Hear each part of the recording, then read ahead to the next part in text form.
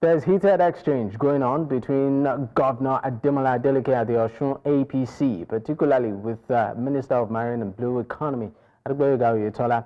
At the center of the controversy is the status of local government chairman in Osun State.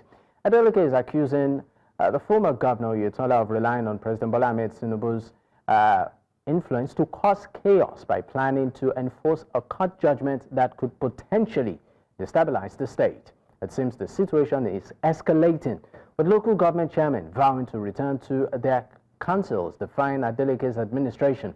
Now, these developments has raised tension in the state, and it's unclear how the situation will further unfold.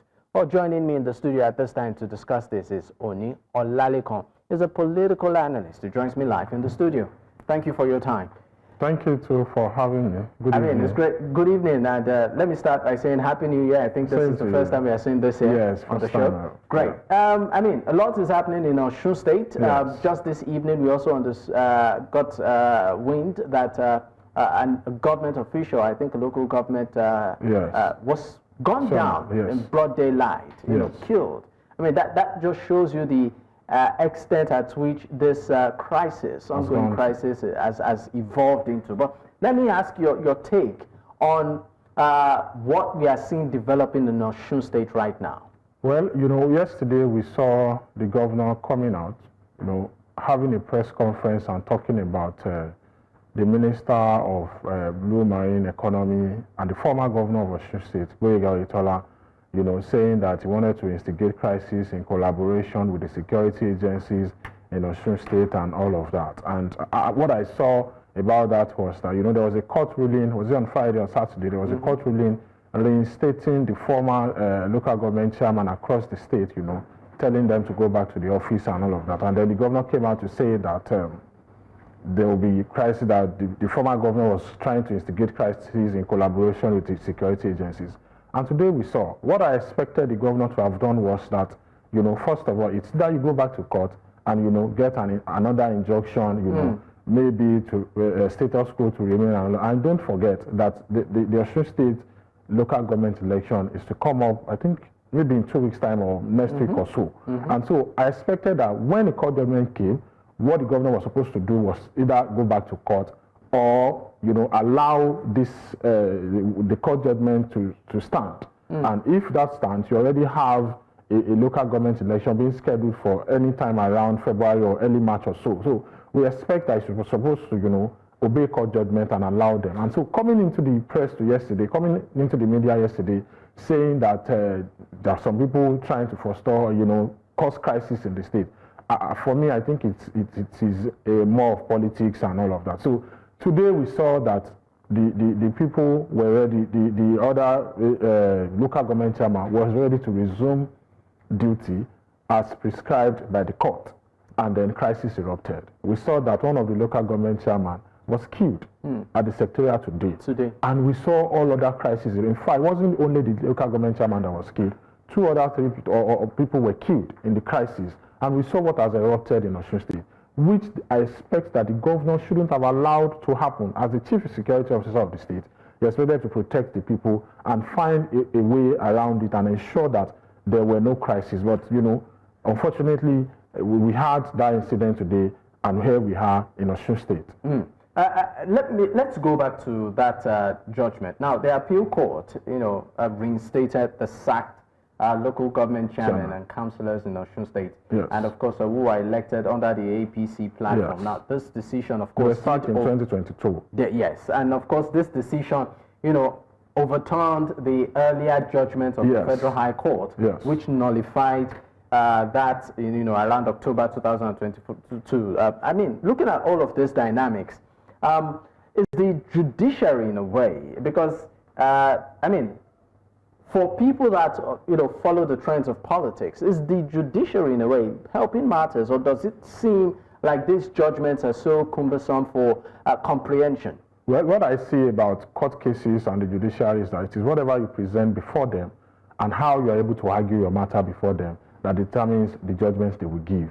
You remember, just like we have said, the last judgment was given in 2022, and here we are in 2025, another judgment came about and reinstating the sacked LG chairman and the councillor. So I believe that the last judgment we had some few days ago was about the cases presented before them and how those cases were argued. And that's why I said earlier that what I expected the Chief Security Officer of Osun State, the Governor of Osun State, Governor Adeleke, is supposed to do was that, you see, you study the judgment.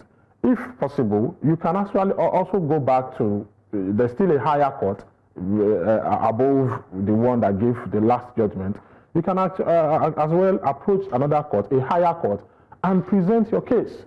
So we expect that that's what is supposed to happen. Even I believe that, I'm not a lawyer, but I believe that there can be an injunction, you know, not to reinstate this just to tackle the last judgment and ensure that if you have an injunction against that judgment or you are in court and you get a judgment that status quo should remain, which means that those local government chairman and councillor shouldn't be reinstated, there's something you can do about that in a legal way.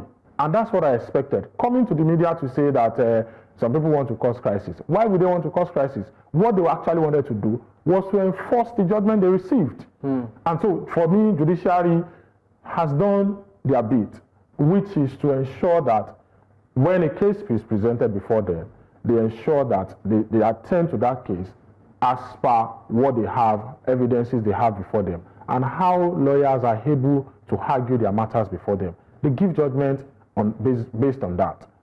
All right, let's look at the role of the Commissioner of Police in the state.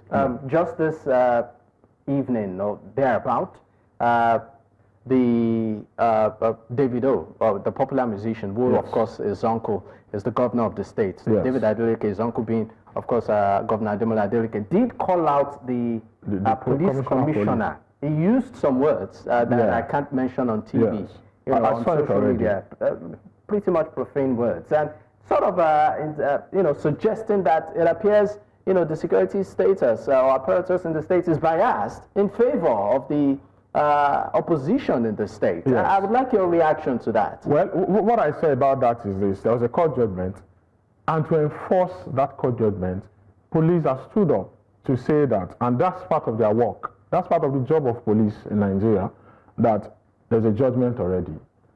And to enforce and to ensure that, and you know, just like what we had yesterday, there was a signal that when this local government chairman or the councillors wants to resume, or based on the court judgment, there might be chaos. There might be, you know, people might want to resist them. And then what the police did was to, you know, maintain law and order and to ensure that the court judgment is being enforced. So for me, the police is doing their job to ensure that there's a maintenance of peace and order in the state, one, and to ensure that the court judgment is being enforced, and that does not lead to anarchy in the state. So for me, that's what the judge, and I also believe that if the judgment had gone the other way around, you know, if the judgment had favored PDP, for instance, that's exactly what the police will have done as well. So for me, there is nothing like being biased or something. I also, personally, I want to condemn the way the governor ran to the media yesterday. It's not a media issue. There was a court judgment. The court judgment reinforced. The police was ready to maintain law and order to ensure that they enforce the law and there's no breakdown of law and order in the state. And that's what the police has done. So calling out the police is unjust for doing their job. Like I said, I believe strongly that if the judgment had gone the other way, the police would have done the same. So you feel that the police basically are not biased here? They're carrying out their duty. They're carrying out their duties. Okay. It's not biased. It's unbiased. Yes. Okay. Let's of course leave this alone and look at it broadly. The political play in Osun State. Yes. We know that the People's Democratic Party is the ruling party in the state right now. Yes. And the APC seems to be toe-to-toe. Yes, the last administration was the APC. APC, yes. And I mean, they lost it to the People's Democratic Party. And for some political speculators, they will say the APC is pretty much determined to get the state back. I'd like to ask you, could this be part of the ploy? Well, for me, the fact that the APC probably they are determined to get the Osun State back, it's possible. But saying that this judgment, because what we are discussing and what is happening stemmed from a court judgment. You know, the statement of the LG Council, the chairman and the councillors stemmed from a court judgment. So for me, I wouldn't say that it's a way of getting the state back. You know, quite frankly speaking, the politics of Osun, you know, the gubernatorial election of Osun State is in 2026. Yes. And we already see that, we can already see, if you go to Osun State, we see that people are already gearing up, political parties are already gearing up for the election. You know, this is a year before the election. APC-PDP are already gearing up for, you know, the elections and all of that. So for me, I don't think that this current issue, you know, is about the 2026 election. I don't think so. Just like I said, the local government election is around the corner. So I expect that even if you reinstate them, even if the governor allows this you know, local government chairman as, you know, follows the judgment and allows them to be reinstated, there is another election coming. You can as well put your strength as a party, as a governor of the state, into that next election, instead of saying that they won't be reinstated. I also expect the governor to toe the legal path, go back to court, and ensure, if possible, in one way or the other, argue your matters before the court, and ensure that, you know, this judgment, this current judgment we are harping on, is overturned, and then it comes into your favor. You can argue your matter, but I don't see it as, you know, maybe it's political, but I don't see it as, you know, saying that it's in APC is trying to get the state back through all ways, through all means. And this, I believe, shouldn't be one of the means. All right. How would you rate the administration of Governor Adeleke? You are laughing so far. I mean, I've had people come on this program and say, oh, fantastic, dancing governor. But so far, I mean, by next year, they will be having another election. They would all be in the race again. But in the past, about 3 years. 3 years now. Yes. Well, for me, should I say I'm indifferent about what he has done so far? Because if I'm to rate him, has he really pushed the needle? Well, for me, the answer is no. And the reason is because, you know, I am very used to Osun State. I go to Osun State very well. And I have not seen any difference. And when I say I go to Osun State very well, I mean I go very well. I have seen any difference in what area? Development? For me, there's really nothing spectacular about the last 3 years. And you know, when I say so far, he hasn't really owed, and I mean, he's paid quite a lot of backlog inherited. In salaries. In salaries and pensions. Is that what subnational should exist for? You know, paying salaries. I mean, it's part of it. It is. I'm not. That's why I said that he has not done anything spectacular. So paying salaries, and for me, maybe because the way what would you consider pivotal when it comes to achievement? Thank you. So we've known Osun State for, well, maybe Nigerian governors for constructing roads and just paying salary. So if you ask me, now that's why I said spectacular. I believe that a governor should go beyond that, paying salaries and just doing roads. I believe that every governor will construct roads. Well, in this case, he paid backlog, not just salaries. How spectacular is that? No, I'm just saying. Yeah, I understand. How spectacular is that? The only reason why it's spectacular is because maybe former governors have been hoeing. Yes. And some of them, you even had in Osun State whereby civil servant collects 25%. We saw where they collect 50% or 70%, so to speak. So for me, maybe to some people it's spectacular, but for me, my expectations from any governor, even beyond Adeleke, should be beyond paying salaries. It's just I'm working somewhere and you are paying me my salary. You have a point. You know, so if salaries are to be measured as achievements, I don't count it as an achievement. A governor will come and build roads, and you say he has done spectacularly. Okay, so apart from roads, there are alternatives to transportation. How many of them have tapped into that? We've seen roads. As long as you're a Nigerian, you will have met roads. Governors have done. There's no governor that will come that will not construct roads. So what are you doing apart from roads? That's why I want to ask you specifically. Yes. What would you? I mean, you go to Osun State frequently. Yes. What areas were you expecting that? Look, if you had maybe done some agriculture. Touches, thank you. Invest in agriculture. Okay. So if you drive from once you leave Ibadan and you are approaching Ikire, out of Ikire, You see, if you see freelance everywhere. Go throughout Osun, once you are leaving one town to another, you see freelance. What is wrong in investing in agriculture? What is wrong in the government of Osun State investing in agriculture? That would have been spectacular to me, because past governors have not invested in agriculture. So investing in agriculture, see what we are facing about food security or food insecurity across Southwest, not only in Osun, in other states, across Southwest. So what is wrong in the governor investing in agriculture? If the governor had looked into that area, for me it would have been spectacular, beyond roads, beyond paying salaries. Okay, so aside agriculture, what other areas do you think? Well, for me, for now, it's just agriculture that's been. For now, what is the educational sector like in Osun State? Also, okay. Do you know that many schools in Osun, I tell you that I go to Osun State very well, and I have an idea of what is happening in the educational sector in Osun State. The basic education and the secondary school education. A lot of schools lack basic infrastructure in education in Osun State. Secondary schools with dilapidated structures within the school, and in fact, shortage of teachers. I know a school in Ilobu. Ilobu is after Osogbo. That's where Ilobu is in Osun State. Ilobu has, that school, secondary school, has just 5 teachers. Just 5. Just 5? Yes, anyway, secondary school. I mean, there are quite a number of issues that, of course, we would look at once we return from this break, particularly when we also consider the entirely generated revenue or the revenue of the state to expectations when it comes to development. But let's go on a quick break. When we return, the show continues. Stay with us.